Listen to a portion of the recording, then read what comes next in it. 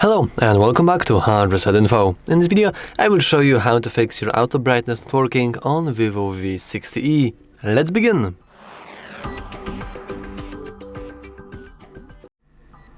In order to make sure that you have your auto brightness enabled and working, you can just expand your control center like that, and then we have our brightness bar, and you will notice that next to it is a little A icon, and if we click it, then we have successfully enabled automatic brightness, and as you can see, our brightness automatically went up.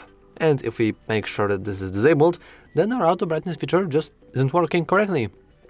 And yeah, if you have troubles with your auto brightness, you just want to make sure that you have this set on and everything should be working. However, if you still have any kinds of issues, I would also advise you to take some sort of microfiber cloth and then just give it a nice scrub, especially near the area of your camera, because inside that camera are different sensors that are actually sensing the light levels around you, and thanks to that they are then feeding that information to auto brightness.